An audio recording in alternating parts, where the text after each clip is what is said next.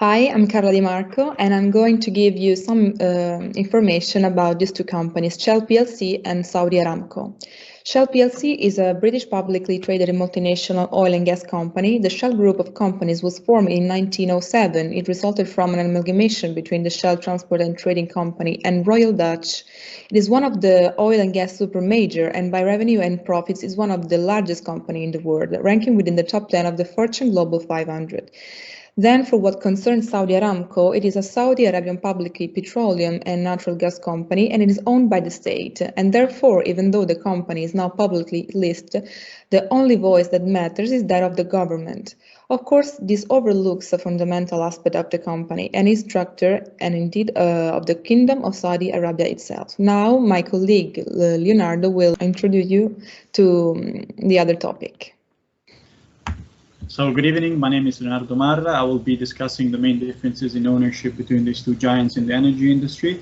So looking at the top 10 shareholders of Shell plc, we can see that the biggest shareholder only has 2.08% of the shares, that being Vanguard Group, which implies that the type of ownership of Shell is widely diffused.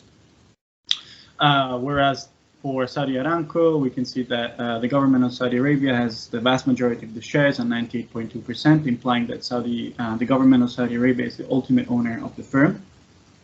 As we will see, the government has planted some of its members into both the board of directors and management, which means there might be some issues in regards to the separation of ownership and control and management and control.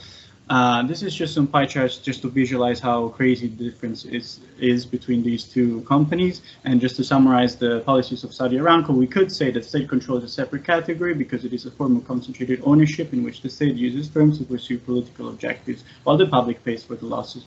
But as we will see, we do not necessarily agree with this statement. My colleague Garance will now be discussing the separation of ownership and control and of management and control. Thank you. So hi, my name is Garen Spacco, and as Leo said, I'm going to talk about the separation of ownership and control between the two companies. So first of all, it's important to note that both companies are based on single-tiered boards, which means that the supervision is done internally and the nomination is also done internally. The supervision shows a low independence of evaluation because even though Aramco has a third-party consultant and Shell plc has private evaluation meetings, all of the evaluation is done inside. For the nomination, even though both have a nomination committee, Aramco's board members are elected through the Council of Ministers, which is part of Saudi Arabia's government, and Shell plc's shareholders will re-elect non-executive directors yearly, even though they're listed as independent. For the regulation, both have compliance with their country's corporate governance regulations and have internal code of business conduct. As for the independent board of directors, if we look on paper, Shell looks like the most independent board because most of the board members are non-executive and independent, 9 out of 13 for both. And the CEO and the CFO are not part of the board committees. None of them exceed the 9-year tenure. As for Aramco, the CEO has a permanent seat on the board, which could be a conflict of interest in between the minority shareholders and the board and or the direction of the company and the benefit of the company itself. And all non-executive are a small majority, but are dependent heavily on the state as they are part of the government. Thank you. Now, Sophia will explain how this relates to the management. Okay, so I'm Sofia Maraglioli, and I'm going to talk about a little bit more in detail about control and management of the two companies.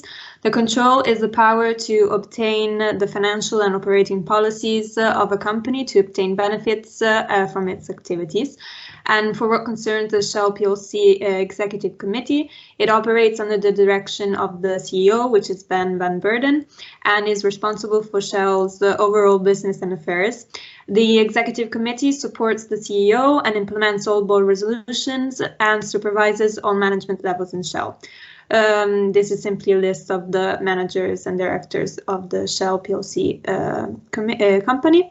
And now for the Saudi Aramco company, Its management is organized into key business areas, each of which is headed by a member of corporate management.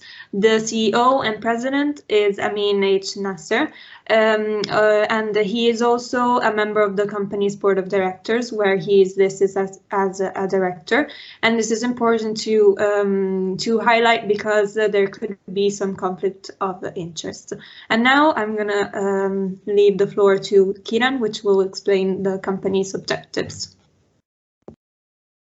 Hi, I'm Kiran. I'm going to talk about the objectives and the agencies problems of Shell and Saudi Arabia. The objectives of the Shell companies are to engage efficiently, responsible, and profitable in the oil, gas, and the chemicals field, and they value for their honesty, integrity, and the respect for the people.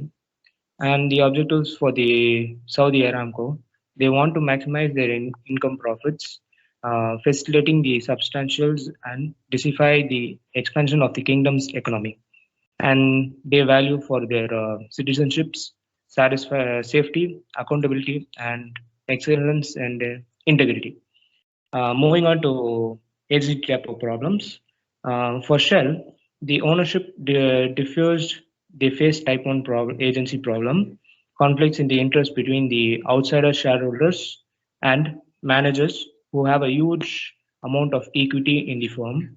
And for Saudi Aramco, if the ownership is concentrated to a degree that only one has effective ownership of the control in the firm, so they face type 2 agency problem, conflicts between the manager and the shareholders, where my colleague Carlo will summarize the project. Yes, thank you. Now we are at the conclusion. As my colleague just said, we were able to notice there is an agency problem of type 1. In fact, based on the agency theory, one may question the appropriateness of the manager's action. However, in the case of Shell, the team failed to define the appropriate course of action in case of conflicts of interests. The chairman and his team may have been obliged to lie in order to attain specific shareholders' marginal benefits. As we have just shown, on the contrary, is it true that Saudi Arabia has a monarchical system, and by the system of governance is not incompatible with the respect of minority shareholder, according to us, and rights and respect for Aramco as an independent company. Saudi Aramco operates in a structured regulatory environment subject to a codified hydrocarbon law and a revised concession agreement with the government. These and other recent developments are further solidified the company's independence and provide additional certainty to its shareholder. Thank you. Thank you. Thank you.